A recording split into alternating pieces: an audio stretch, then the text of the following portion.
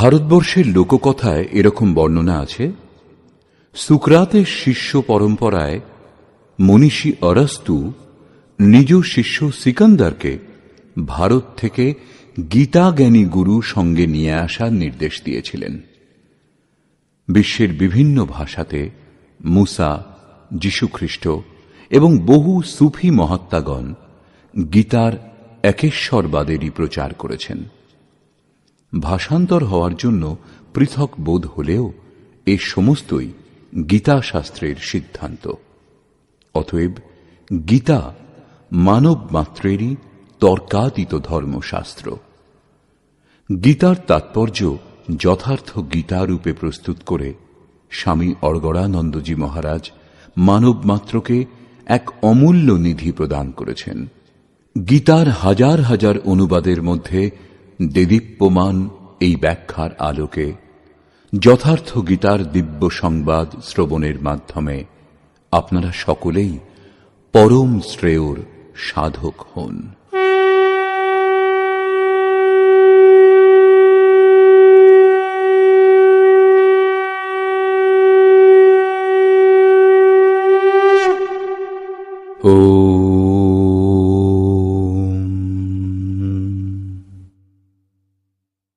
শ্রী পরমাত্মনে নমঃ।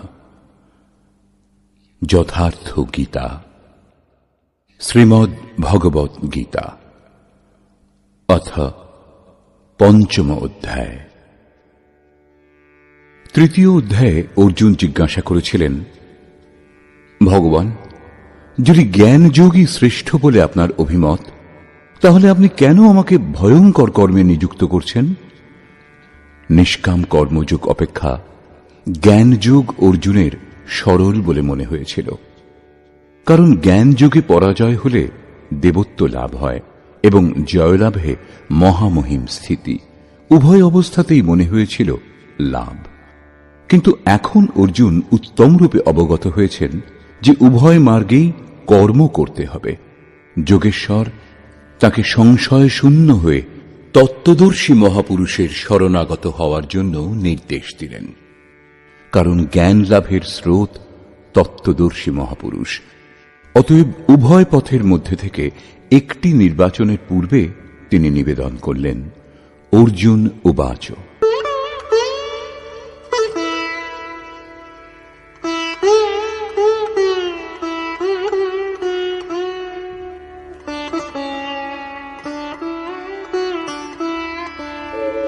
সন্ন্যাসং কর্মণাং কৃষ্ণ পুনর্যোগং চ শংসসি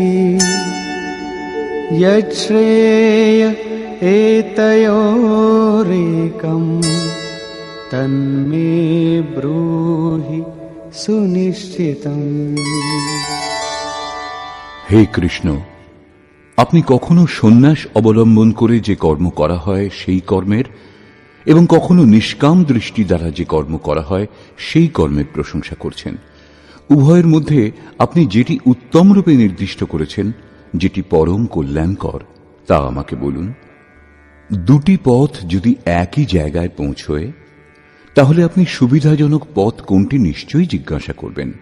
যদি না করেন, তাহলে জানতে হবে যে আপনি যাবেন না। এই প্রসঙ্গে শ্রীকৃষ্ণ বলছেন, শ্রী ভগবান উবাচ, সন্ন্যাসঃ কর্মযোগশ্চ নিঃশ্রেয়সকরাবুভৌ তয়োস্তু কর্ম সন্ন্যাসাৎ কর্মযোগো বিশিষ্যতে।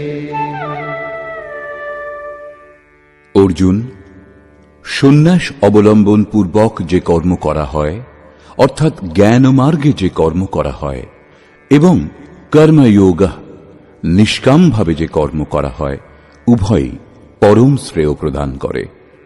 কিন্তু তাদের মধ্যে সন্ন্যাস অথবা জ্ঞান দৃষ্টি প্রসূত কর্ম অপেক্ষা নিষ্কাম কর্মযোগ শ্রেষ্ঠ। এখন প্রশ্ন স্বাভাবিক যে শ্রেষ্ঠ কি রূপে?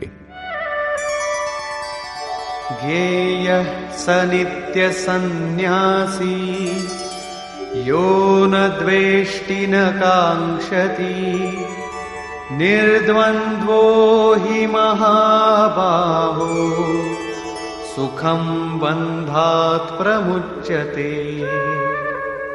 মহাবাহু অর্জুন, যিনি বিদ্বেষ পোষণ করেন না, কিছুই আকাঙ্ক্ষা করেন না, তাকে সর্বদা সন্ন্যাসী বলে জানবে। তিনি জ্ঞানমার্গী অথবা নিষ্কাম কর্মযোগী যাই হন না কেন, রাগ দেশাদি দ্বন্দ্বহীন সেই পুরুষ ভববন্ধন থেকে মুক্ত হন। साङ्ख्ययोगौ पृथग् बालाः प्रवदन्ति न पण्डिताः एकमप्यास्थितः सम्यग् उभयोर्विन्दते फलम्। এই পথে যাদের জ্ঞান এখন উত্তল্প, তারা নিষ্কাম কর্মযোগ এবং জ্ঞানযোগ উভয়কেই ভিন্ন ভিন্ন মনে করেন। কিন্তু পূর্ণ জ্ঞাতা পণ্ডিতগণ এইরূপ মনে করেন না, কারণ উভয়ের মধ্যে একটিতেও উত্তম রূপে স্থিত পুরুষ উভয়ের ফলরূপ পরমাত্মাকে লাভ করেন। উভয়ের ফল এক, সেই জন্য উভয়ই সমতুল বলে বিবেচিত হয়। यत्साङ्ख्यैः प्राप्यते स्थानम् तद्योगैरपि गम्यते एकं साङ्ख्यं च योगं च यः पश्यति स पश्यति। সাংখ্য দৃষ্টি ভাবাপন্ন কর্মযোগী যেখানে পৌঁছন, নিষ্কাম কর্মের মাধ্যমে যিনি কর্ম করেন তিনিও সেই একই স্থানে পৌঁছন। সেই জন্য যিনি উভয়কেই ফলের দৃষ্টিতে এক দেখেন তিনি যথার্থ জ্ঞানী। যদি উভয়েই একই স্থানে পৌঁছয় তবে নিষ্কাম কর্মযোগ বিশেষ কেন? শ্রীকৃষ্ণ বলছেন,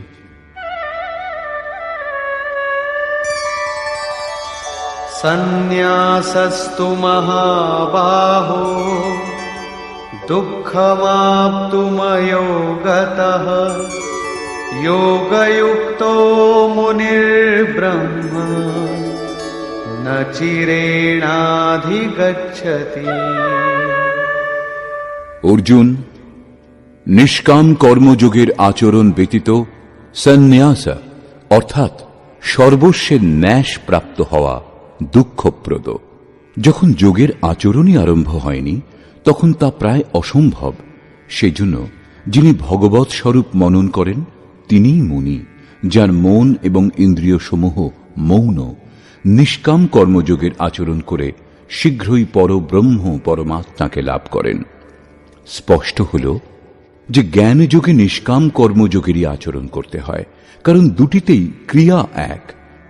সেই যজ্ঞের ক্রিয়া যার শুদ্ধ অর্থ আরাধনা। উভয় মার্গেই তফাৎ কেবল কর্তার দৃষ্টিকোণের। একজন নিজের ক্ষমতা বুঝে লাভ লোকসান বিবেচনা করে এই কর্মে প্রবৃত্ত হন, এবং অন্যজন যিনি নিষ্কাম কর্মযোগী তিনি ইষ্টের উপর নির্ভর করে এই ক্রিয়াতে প্রবৃত্ত হন। উদাহরণস্বরূপ, একজন ব্যক্তিগতভাবে পড়ে, অন্যজন সংস্থাগতভাবে। উভয়ের পাঠ্যক্রম এক, পরীক্ষাও এক, পরীক্ষক নিরীক্ষক উভয়েই এক। এইরূপ উভয়ের সদ্গুরু তত্ত্বদর্শী এবং উপাধি এক, কেবল পড়বার পদ্ধতি তাদের ভিন্ন। হ্যাঁ, সংস্থাগত ছাত্রের জন্য সুবিধা অধিক থাকে। পূর্বে শ্রীকৃষ্ণ বলেছেন যে কাম এবং ক্রোধ দুর্জয় শত্রু। অর্জুন, এদের তুমি বিনাশ করো। অর্জুনের মনে হল এ তো বড় কঠিন। তখন শ্রীকৃষ্ণ বললেন, না, দেহ থেকে উৎকৃষ্ট ইন্দ্রিয়, ইন্দ্রিয় থেকে উৎকৃষ্ট মন, মন থেকে উৎকৃষ্ট বুদ্ধি, বুদ্ধি থেকে উৎকৃষ্ট তোমার স্বরূপ, সেখান থেকেই তুমি প্রেরিত। এই প্রকার নিজের ক্ষমতা বুঝে নিজের শক্তি সম্বল করে স্বাবলম্বী হয়ে কর্মে প্রবৃত্ত হওয়া জ্ঞানযোগ। শ্রীকৃষ্ণ বলেছিলেন, চিত্তকে ধ্যানস্থ করে কর্মগুলি আমাকে সমর্পণ করে আশা, মমতা এবং সন্তাপ রহিত হয়ে যুদ্ধ করো। সমর্পণের সঙ্গে ইষ্টের উপর নির্ভর করে সেই কর্মে প্রবৃত্ত হওয়া নিষ্কাম কর্মযোগ। উভয়ের ক্রিয়া এবং পরিণাম এক। এরই ওপর জোর দিয়ে যোগেশ্বর শ্রীকৃষ্ণ এখানে বলছেন যে যোগের আচরণ ব্যতীত সন্ন্যাস অর্থাৎ শুভাশুভ কর্মের সমাপ্তির স্থিতি লাভ অসম্ভব। শ্রীকৃষ্ণের অনুসারে এরূপ কোনো যোগ নেই যে হাত গুটিয়ে বসে এটা বললেই হল, আমি পরমাত্মা, শুদ্ধ বুদ্ধ, আমার কর্ম করবার প্রয়োজন নেই, আমার কোনো বন্ধন নেই, আমি ভালো মন্দ যা কিছু করি তা আমি করি না, ইন্দ্রিয় সমূহ নিজ নিজ কর্মে প্রবৃত্ত। এরূপ কপটতা শ্রীকৃষ্ণের শব্দে কোথাও নেই। সাক্ষাৎ যোগেশ্বরও নিজের অনন্য সখা অর্জুনকে কর্ম ছাড়া এই স্থিতি প্রদান করতে পারেননি। এরূপ করতে পারলে গীতার প্রয়োজন কি ছিল? কর্ম করতেই হবে, কর্ম করেই সন্ন্যাসের স্থিতি লাভ করা সম্ভব এবং যোগযুক্ত পুরুষ শীঘ্রই পরমাত্মাকে লাভ করেন। এরূপ পুরুষের লক্ষণ কি? এই প্রসঙ্গে শ্রীকৃষ্ণ বলছেন,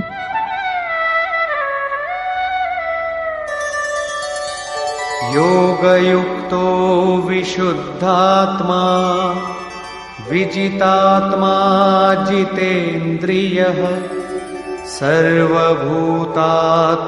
सर्वभूतात्मभूतात्मा कुर्वन्नपि न लिप्यते। বিজিতাত্মা যিনি বিশেষ রূপে দেহ জয় করেছেন, জিতেন্দ্রিয় যিনি ইন্দ্রিয় সমূহ জয় করেছেন, এবং বিশুদ্ধাত্মা যার অন্তঃকরণ বিশেষ রূপে শুদ্ধ। এরূপ পুরুষ সর্বভূতাত্মা ভূতাত্মা, সম্পূর্ণ ভূত প্রাণীর আত্মার মূল উদ্গম পরমাত্মার সঙ্গে একীভূত এবং যোগযুক্ত হন।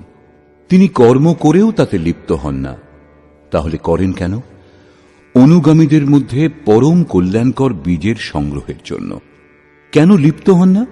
কারণ সম্পূর্ণ প্রাণীগণের যিনি মূল উদ্গম, যার নাম পরম তত্ত্ব, সেই তত্ত্বে তিনি স্থিত হয়ে গেছেন।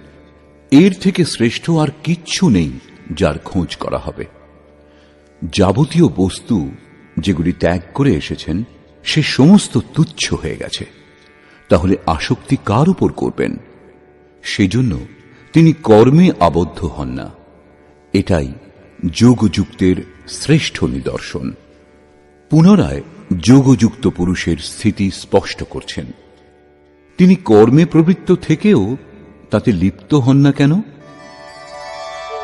नैव किञ्चित् करोमीति युक्तो मन्येत तत्त्ववित् पश्यन् शृण्वन् स्पृशन् जिघ्रन् अश्नन् गच्छन् स्वपन् श्वसन् प्रलपन् विसृजन् गृह्णन् उन्मिषन् निमिषन्नपि इन्द्रियाणीन्द्रियार्थेषु वर्तन्त इति धारयन्।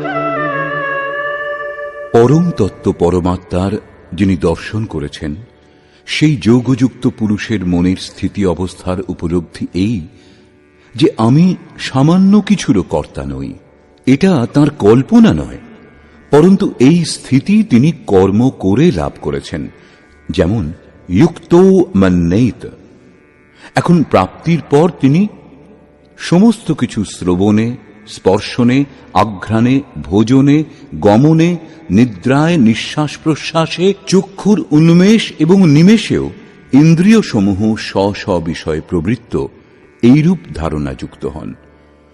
পরমাত্মা থেকে শ্রেষ্ঠ কিছু নেই, এবং যখন তিনি সেই পরমাত্মাতেই স্থিত, তখন তার থেকে শ্রেষ্ঠ কোনো সুখের কামনা করে তিনি কারো স্পর্শ ইত্যাদি করবেন?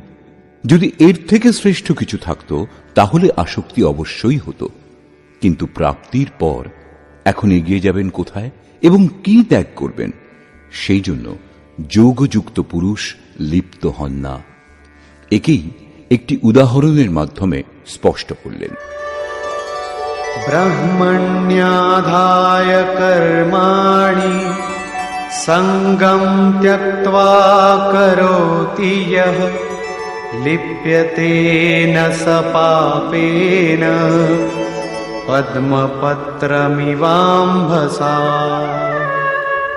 পদ্মফুলের জন্ম কাদায় হয়, পদ্মপাতা জলে ভাসতে থাকে, তরঙ্গ রাত দিন তার উপর দিয়ে যাওয়া আসা করে, কিন্তু এর পাতা দেখবেন শুকনোই থাকে। জলের একটা বিন্দুও তার উপর স্থির হতে পারে না। জল এবং পাঁকের মধ্যে থেকেও পদ্মপাতা তাতে লিপ্ত হয় না।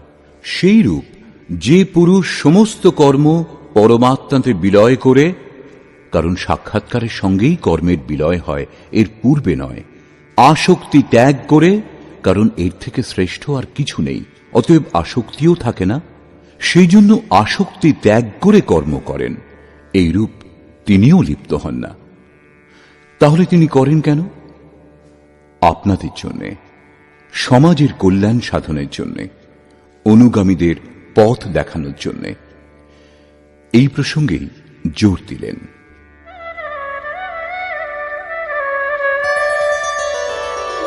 कायेन मनसा बुद्ध्या केवलैरिन्द्रियैरपि योगिनः कर्म कुर्वन्ति सङ्गं त्यक्त्वात्मशुद्धये। যোগীগণ কেবল ইন্দ্রিয়, মন, বুদ্ধি এবং দেহের আসক্তি ত্যাগ করে আত্মশুদ্ধির জন্য কর্ম করেন। কর্ম ব্রহ্মে লীন হওয়ার পরেও কি আত্মা অশুদ্ধ থাকে? না, তিনি সর্বভূতাত্মভূতাত্মা হয়ে যান। সকল প্রাণীর মধ্যে তিনি নিজের আত্মাকে ব্যাপ্ত দেখেন। সেই সকল আত্মার শুদ্ধির জন্য, আপনাদের সকলের পথপ্রদর্শনের জন্য তারা কর্মে প্রবৃত্ত থাকেন। দেহ, মন, বুদ্ধি এবং ইন্দ্রিয় সমূহ দ্বারা তিনি কর্ম করেন। তার স্বরূপ কোনো কর্ম করে না, স্থির থাকে। বাইরে থেকে দেখে তাকে সক্রিয় মনে হয়, কিন্তু তার অন্তরে অসীম শান্তি প্রবাহিত থাকে। যেমন পোড়া দড়ি দিয়ে বাঁধা যায় না, শুধু আকারটুকু বাকি থাকে। युक्तः कर्मफलं त्यक्त्वा शान्तिमाप्नोति नैष्ठिकीम् अयुक्तः कामकारेण फले सक्तो निबध्यते। যোগ যুক্ত অর্থাৎ যিনি যোগের ফল লাভ করেছেন, সেই পুরুষ সকল প্রাণীর আত্মার মূল পরমাত্মা যিনি, তাতে স্থিত। এইরূপ যোগী কর্মের ফলত্যাগ করে, কর্মফল পরমাত্মা এবং তিনি ভিন্ন নন, সেই জন্য এখন কর্মফল ত্যাগ করে নৈষ্ঠিকীম শান্তিম আপনৌতি, শান্তির অন্তিম অবস্থা লাভ করেন, যার পর আর কোনো শান্তি বাকি থাকে না। অর্থাৎ তিনি আর কখনো অশান্ত হন না। কিন্তু অযুক্ত পুরুষ, যিনি যোগের পরিণামের সঙ্গে যুক্ত নন, পথিক, এরূপ পুরুষ ফলে আসক্ত হয়ে, ফল হলেন পরমাত্মা, তাতে আসক্ত হওয়া আবশ্যক, সেই জন্য ফলে আসক্ত হওয়া সত্ত্বেও কাম কারেণ নিবধ্যতে, কামনা করে আবদ্ধ হন, অর্থাৎ পূর্ণ হওয়া পর্যন্ত কামনাগুলি জাগে। অতএব সাধককে চরম অবস্থা লাভ না হওয়া পর্যন্ত সাবধান থাকা উচিত। মহারাজজি বলতেন, हो तनिको हम अलग, भगवान अलग हैं, तो माया कामयाब हो सकती है। কালকে লাভ হবে, তবু আজ তো সে অজ্ঞানী। অতএব পূর্তি পর্যন্ত সাধকের অসাবধান হওয়া উচিত নয়। এই প্রসঙ্গেই বলছেন,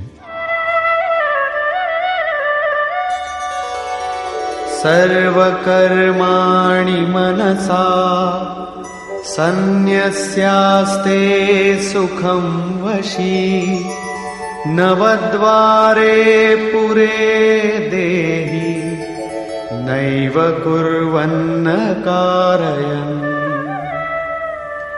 যিনি সম্পূর্ণরূপে স্ববশে, যিনি কায়, মন, বুদ্ধি এবং প্রকৃতির ঊর্ধ্বে স্বয়ং স্থিত, এরূপ পুরুষ নিঃসন্দেহে নিজে কিছু করেন না এবং কাউকে কর্মে প্রবর্তিতও করেন না।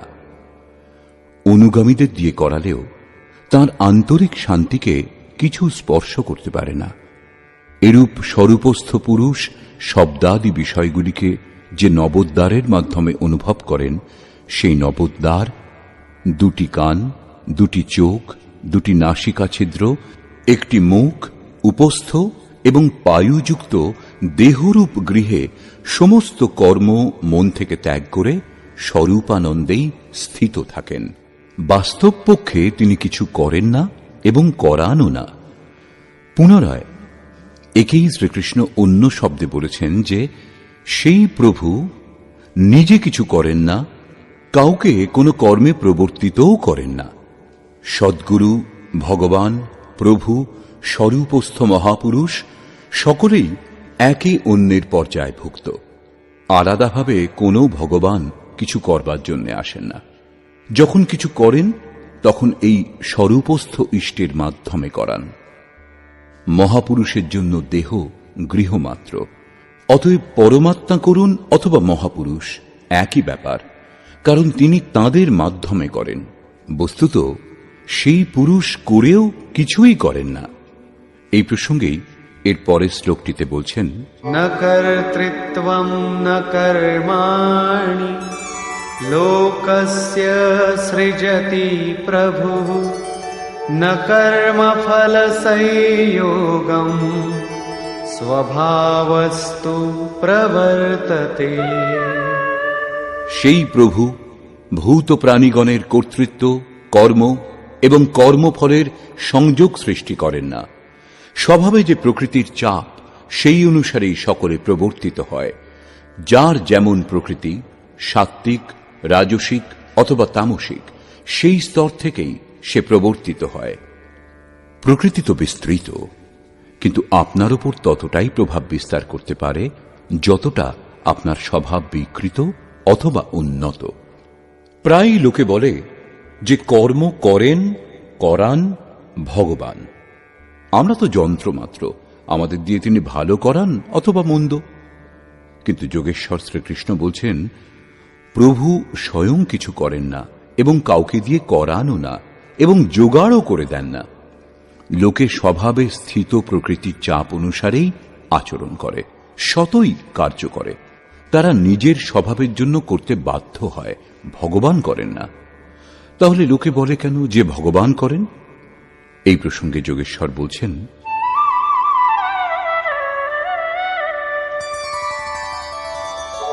না দত্তে কস্যচিৎ পাপম ন চৈব সুকৃতম বিভুঃ অজ্ঞানেনাবৃতম জ্ঞানম তেন মুহ্যন্তি জন্তবঃ। যাকে আগে প্রভু বলা হয়েছে, এখানে তাকেই বিভু বলা হল, কেননা তিনি সম্পূর্ণ বৈভবযুক্ত। প্রভুতা এবং বৈভবে সংযুক্ত সেই পরমাত্মা কারো কোনো পাপ কর্ম অথবা কারো পুণ্য কর্ম গ্রহণ করেন না। তবুও লোকে বলে কেন? এই কারণে যে অজ্ঞানে জ্ঞান আবৃত হয়ে আছে তাদের। এখনো প্রত্যক্ষ গোচরীভূত যে জ্ঞান, তা হয়নি। তারা এখনো জন্তু, মোহবশত যা কিছু বলতে পারে। জ্ঞান দ্বারা কি হয় একে স্পষ্ট করলেন।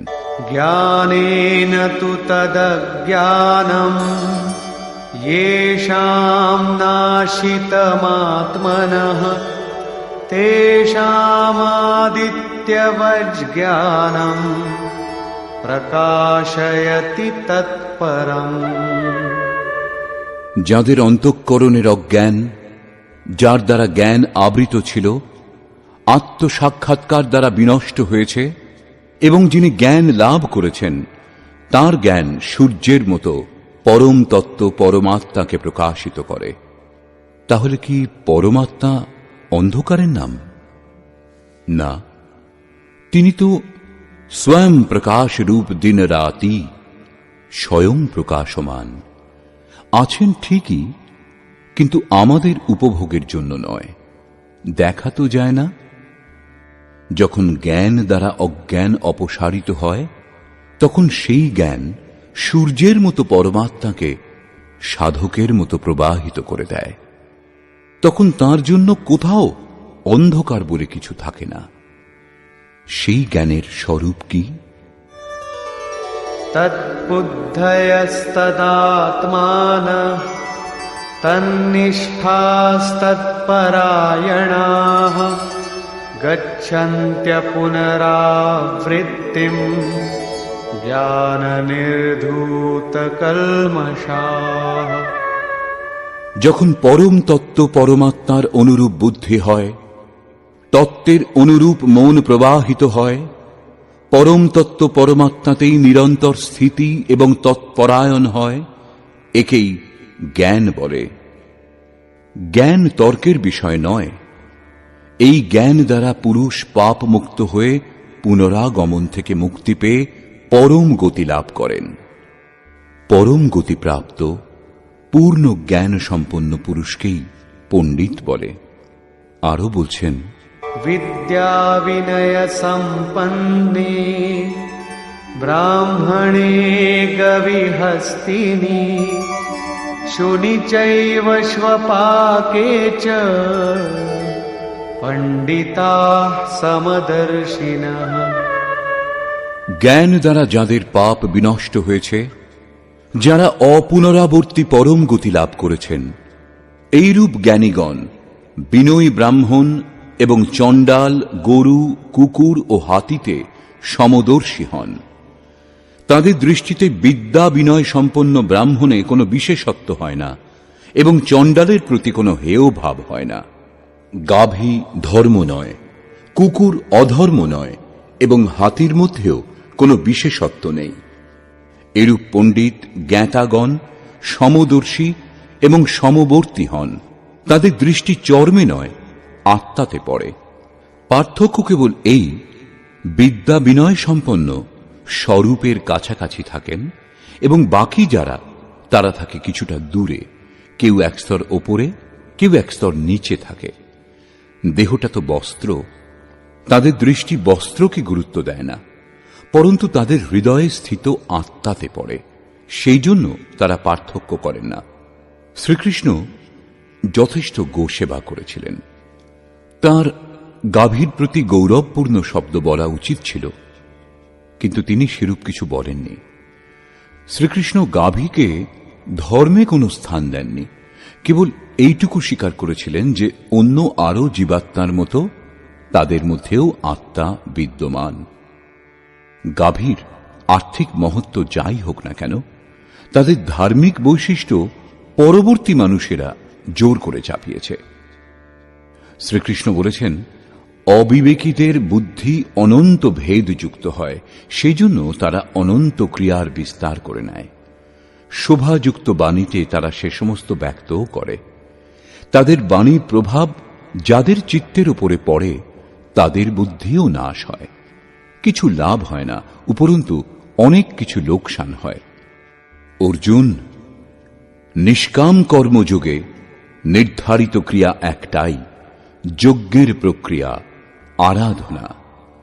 গাভী, কুকুর, হাতি, অশ্বত্থ, নদীর ধার্মিক মহত্ব এই অনন্ত শাখাযুক্ত অবিবেকীদেরই সৃষ্ট।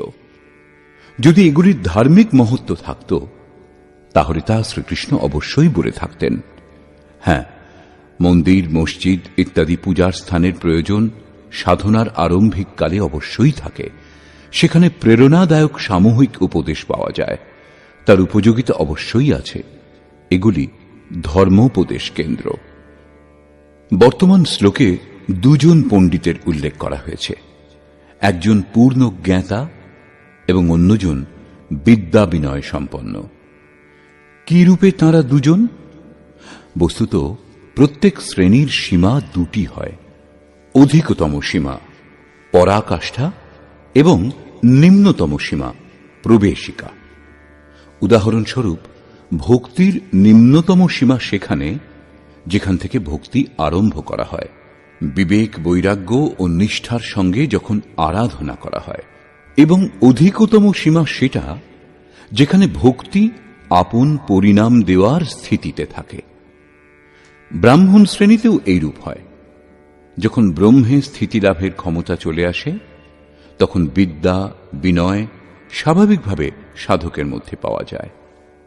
মনে শান্ত ভাব, ইন্দ্রিয়সমূহের দমন, অনুভূতির সঞ্চার, ধারাবাহিক চিন্তন, ধ্যান এবং সমাধি ইত্যাদি ব্রহ্মে স্থিত হওয়ার সমস্ত যোগ্যতা তার অন্তরালে স্বাভাবিকভাবে কার্য করে।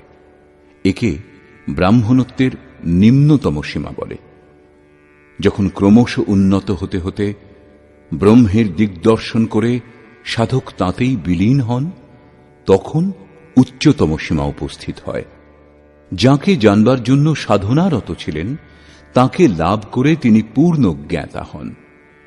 অপুনরাবৃত্তিযুক্ত এরূপ মহাপুরুষ সেই বিদ্যা বিনয় সম্পন্ন ব্রাহ্মণ, চণ্ডাল, কুকুর, হাতি, গাভী সকলের প্রতি সমদৃষ্টি হন, কারণ তার দৃষ্টি হৃদয়স্থিত আত্মস্বরূপে পড়ে।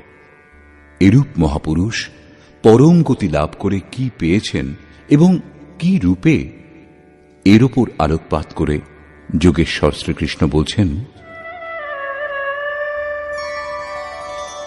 ইহৈব তৈর্জিতঃ সর্গো येषां साम्ये स्थितं मनः निर्दोषं हि समं ब्रह्म तस्माद् ब्रह्मणि ते स्थिताः।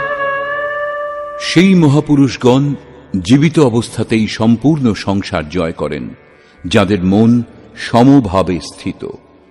মনের সমভাবের সঙ্গে সংসার জয় করবার কি সম্বন্ধ? সংসার লুপ্ত হওয়ার পর সেই পুরুষ থাকেন কোথায়? শ্রীকৃষ্ণ বলছেন, নির্দোষম হি সমং ব্রহ্ম। সেই ব্রহ্ম নির্দোষ এবং সম হন। এদিকে সেই পুরুষগণের মনও নির্দোষ ও সমস্থিতিযুক্ত হয়ে যায়। তস্মাৎ ব্রহ্মণি তে স্থিতা। সেই জন্যে তারা ব্রহ্মে স্থিত হতে পারেন। একেই অপুনরাবর্তী পরম গতি বলে। এটা কখন লাভ হয়? যখন সংসার রূপ শত্রুকে জয় করে নেওয়া হয়। এই সংসারকে কখন জয় করা সম্ভব হয়? যখন মন নিরুদ্ধ হয়, সমভাবে স্থিত হয়, কারণ মনের প্রসারই জগৎ। যখন তারা ব্রহ্মে স্থিত হন, তখন ব্রহ্মবিদের লক্ষণ কি? তাদের অবস্থিতি স্পষ্ট করলেন।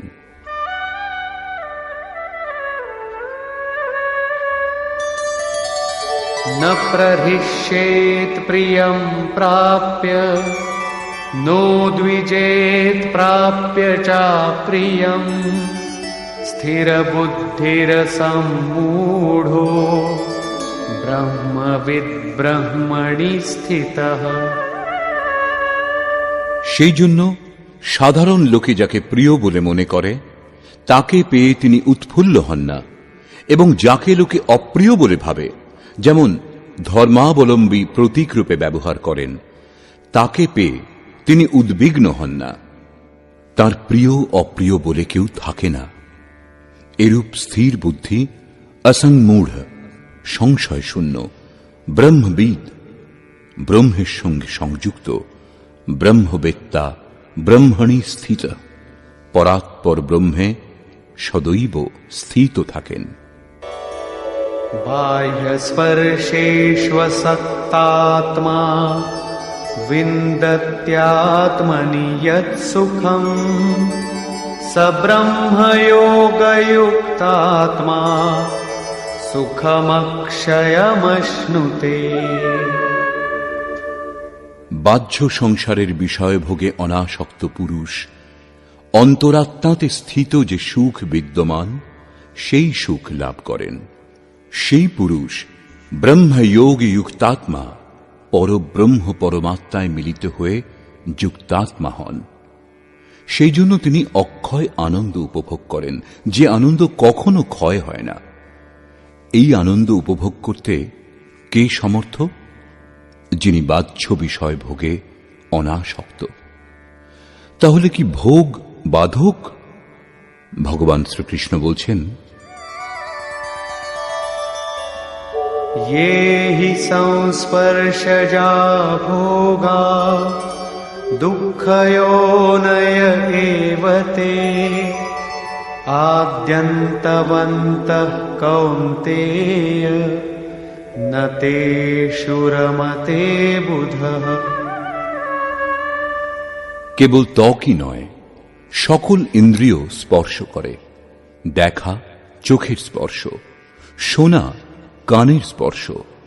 এই প্রকার ইন্দ্রিয়সমূহ এবং বিষয়সমূহের সংযোগে উৎপন্ন সকল ভোগ যদ্যপি ভোগকালে সুখদায়ক বলে মনে হয়, কিন্তু নিঃসন্দেহে সে সকল দুঃখয়োনয়, দুঃখদায়ক যোনির কারণ। এই ভোগই যোনিগুলির কারণ। শুধু তাই নয়, ভোগের কামনা মনে জাগে এবং কামনা পূরণের পর তা নাশ হয়ে যায়। ভোগ নাশবান। সেই জন্য কৌন্তেয়, বিবেকী পুরুষ তাতে আবদ্ধ হন না। ইন্দ্রিয়সমূহের এই স্পর্শে কি থাকে? কাম এবং ক্রোধ, রাগ এবং দ্বেষ। এই প্রসঙ্গে শ্রীকৃষ্ণ বলছেন, शक्नोति हैव यः सोढुम् प्राक्शरीरविमोक्षणात् कामक्रोधोद्भवम् वेगम् स युक्तः स सुखी नरः। সেই জন্য যে মনুষ্য দেহ বিনাশের পূর্বেই কাম এবং ক্রোধ থেকে উৎপন্ন বেগ সহ্য করতে, নাশ করতে সক্ষম হন, তিনি নর, অর্থাৎ যিনি রমণ করেন না। তিনি এই লোকে যোগযুক্ত এবং সুখী। এরপর আর দুঃখ নেই। সেই সুখে অর্থাৎ পরমাত্মাতে স্থিতি লাভ করেন। জীবিত অবস্থাতেই এর প্রাপ্তির বিধান, মৃত্যুর পর নয়। সন্ত কবীর এই বিষয়ে স্পষ্ট বলেছেন, অবধূ জীবত মে কর আশা। তাহলে কি মৃত্যুর পর মুক্তি লাভ হয় না? তিনি বলেছেন, মুয়ে মুক্তি গুরু কহে স্বার্থী, ঝুঠা দে বিশ্বাসা। এই কথন যোগেশ্বর শ্রীকৃষ্ণেরও, যে দেহ থাকতেই মৃত্যুর পূর্বেই যিনি কাম ক্রোধের বেগ নাশ করতে সক্ষম, সেই পুরুষ এই লোকে যোগী, তিনি সুখী। কাম ক্রোধ বাহ্য স্পর্শই শত্রু, এদের জয় করুন। এইরূপ পুরুষের লক্ষণ সম্বন্ধে পুনরায় বলছেন, योऽन्तः सुखोऽन्तरारामः तथान्तर्ज्योतिरेव यः स योगी ब्रह्मनिर्वाणम् ब्रह्मभूतोऽधिगच्छति। যিনি অন্তরাত্মাতেই সুখী, অন্তরারামঃ, অন্তরাত্মাতেই প্রশান্ত চিত্ত, এবং যিনি অন্তরাত্মাতেই প্রকাশমান, যিনি সাক্ষাৎকার করেছেন, সেই যোগী ব্রহ্মভূত, ব্রহ্মে একীভূত হয়ে ব্রহ্ম নির্বাণম, বাণীর ঊর্ধ্বে যে ব্রহ্ম, সেই শাশ্বত ব্রহ্মকে লাভ করেন। অর্থাৎ সর্বপ্রথম বিকারসমূহের কাম ক্রোধের অন্ত, তারপরে দর্শন এবং শেষে প্রবেশ। আরো বলছেন,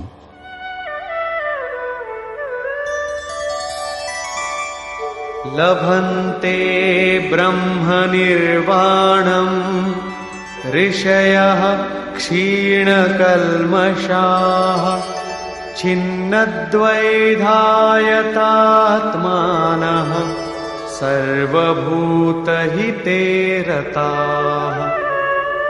পরমাত্মার সাক্ষাৎকার করে যাদের পাপ নাশ হয়েছে, যাদের সংশয় নষ্ট হয়েছে এবং সকল প্রাণীর কল্যাণে নিরত, অর্থাৎ যারা লাভ করেছেন তারাই এরূপ করতে পারেন। যারা গর্তে পড়ে আছে তারা অন্যকে কি করে বাইরে বার করবে? সেই জন্য মহাপুরুষগণের স্বাভাবিক গুণ করুণা এবং যথাত্মানঃ, জিতেন্দ্রীয় ব্রহ্মবেত্তা পুরুষ শান্ত পরব্রহ্মকে লাভ করেন। সেই মহাপুরুষের স্থিতির ওপর পুনরায় আলোকপাত করলেন। कामक्रोधवियुक्तानां यतीनां यतचेतसां अभितो ब्रह्मनिर्वाणं वर्तते विदितात्मनाम्। কাম ক্রোধ থেকে মুক্ত, যিনি চিত্ত জয় করেছেন, যিনি পরমাত্মার সাক্ষাৎকার করেছেন, সেই জ্ঞানী পুরুষগণ সর্বদিক থেকে শান্ত পরব্রহ্মকে লাভ করেন। যোগেশ্বর শ্রীকৃষ্ণ বারবার সেই পুরুষের স্থিতির ওপর জোর দিচ্ছেন, যাতে প্রেরণা লাভ করে সাধক এতে প্রবৃত্ত হন। প্রশ্নটি প্রায় সম্পূর্ণ হল। এখন তিনি পুনরায় জোর দিচ্ছেন যে এই স্থিতি লাভ করবার আবশ্যক অঙ্গ হল শ্বাস প্রশ্বাসে চিন্তন। যজ্ঞের প্রক্রিয়াতে প্রাণের অপানে আহুতি, অপানের প্রাণে আহুতি, প্রাণ অপান উভয়ের গতি কিরূপে নিরুদ্ধ করতে হয় বলেছেন, সেটাই বুঝিয়ে দিচ্ছেন।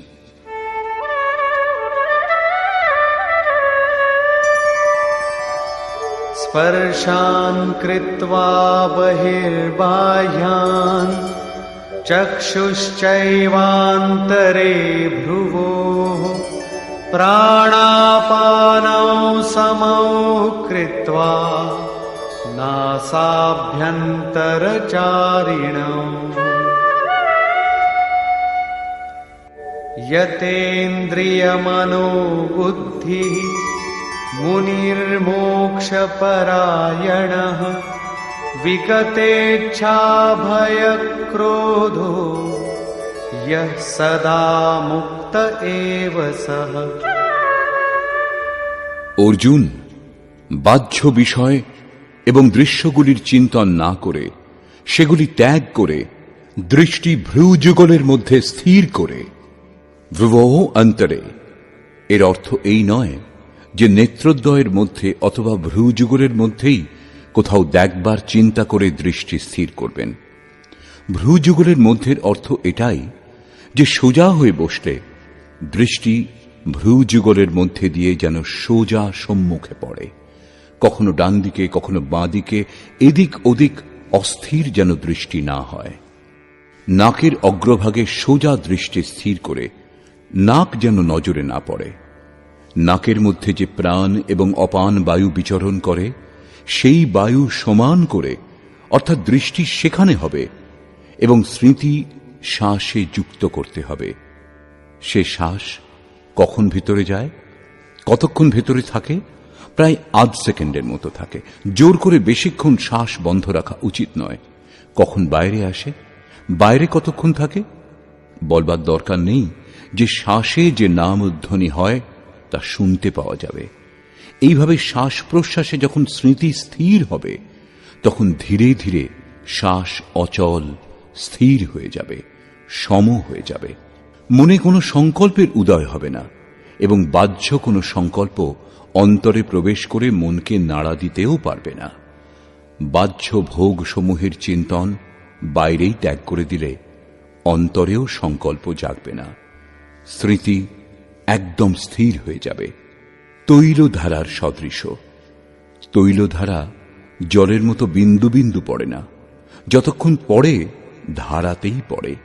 এইরূপ প্রাণ ও অপানের গতি সমান স্থির করে ইন্দ্রিয় সমূহ, মন এবং বুদ্ধি যিনি জয় করেছেন, ইচ্ছা, ভয় এবং ক্রোধ রহিত, যিনি মননশীলতার চরম সীমায় পৌঁছেছেন, এরূপ মোক্ষপরায়ণ মুনি সদা মুক্ত।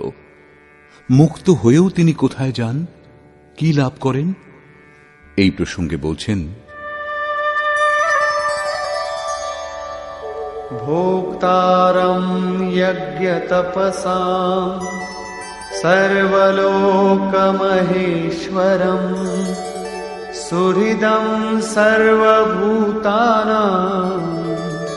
জ্ঞাত্বা মাম শান্তিমৃচ্ছতি। সেই মুক্ত পুরুষ আমাকে যজ্ঞ এবং তপস্যার ভোক্তা, সর্বলোকের ঈশ্বরের ঈশ্বর, সকল প্রাণীর স্বার্থরহিত হিতৈষী, সাক্ষাৎ এই রূপ জেনে শান্তি লাভ করেন। শ্রীকৃষ্ণ বলছেন, সেই পুরুষের শ্বাস প্রশ্বাসের যজ্ঞ এবং তপস্যার ভোক্তা আমি। যজ্ঞ এবং তপস্যা অবশেষে যার মধ্যে বিলীন হয়, সেও আমি। সেই পুরুষ আমাকে লাভ করেন। যজ্ঞের শেষে যার নাম শান্তি, তা আমারই স্বরূপ। সেই মুক্ত পুরুষ আমাকে জানেন এবং জানবার পর আমাকেই লাভ করেন। একেই শান্তি বলে। আমি যেমন ঈশ্বরেরও ঈশ্বর, সেইরূপ তিনিও। নিষ্কর্ষ। বর্তমান অধ্যায়ের আরম্ভে অর্জুন জিজ্ঞাসা করেছিলেন যে কখনো আপনি নিষ্কাম কর্মযোগের এবং কখনো সন্ন্যাস মার্গ অনুসারে যে কর্ম করা হয় তার প্রশংসা করছেন। অতএব উভয়ের মধ্যে যেটা আপনি চূড়ান্ত বলে নির্দিষ্ট করেছেন, যা পরম কল্যাণকর, তা আমাকে বলুন। শ্রীকৃষ্ণ বললেন, অর্জুন, দুটিই পরম কল্যাণকর। উভয় মার্গেই সেই নির্ধারিত যজ্ঞের প্রক্রিয়াই সম্পাদন করা হয়। তবুও নিষ্কাম কর্মযোগ বিশিষ্ট। এর অনুষ্ঠান না করলে সন্ন্যাস অর্থাৎ শুভাশুভ কর্মগুলি শেষ হয় না।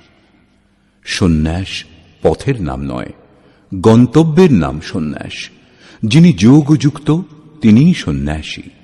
যোগযুক্তের লক্ষণ বললেন তিনিই প্রভু। তিনি কিছু করেন না, কাউকে দিয়ে কিছু করানও না, পরন্তু স্বভাববশত প্রকৃতির চাপে পড়ে বাধ্য হয়ে মানুষ নিজ নিজ কর্মে ব্যস্ত থাকে। যিনি সাক্ষাৎ আমাকে জানতে পারেন তিনি জ্ঞাতা এবং পণ্ডিত। যজ্ঞের পরিণামে পুরুষ আমাকে জানতে পারেন। শ্বাস প্রশ্বাসে জপ এবং যজ্ঞ তপস্যা যার মধ্যে বিলীন হয়, সে আমি। যজ্ঞের পরিণাম স্বরূপ আমাকে জানবার পর তাঁরা যে শান্তি লাভ করেন, তাও আমি। অর্থাৎ শ্রীকৃষ্ণ সদৃশ মহাপুরুষের মতো স্বরূপ তাঁরাও লাভ করেন। তিনিও ঈশ্বরের ঈশ্বর, আত্মারও আত্মস্বরূপময় হয়ে যান। সেই পরমাত্মার সঙ্গে একীভূত হন। এক হতে যতগুলি জন্মই লাগুক না কেন। বর্তমান অধ্যায় স্পষ্ট করলেন যে যজ্ঞ তপস্যার ভোক্তা। মহাপুরুষেরও অন্তরে বিদ্যমান শক্তি মহেশ্বর। অতএব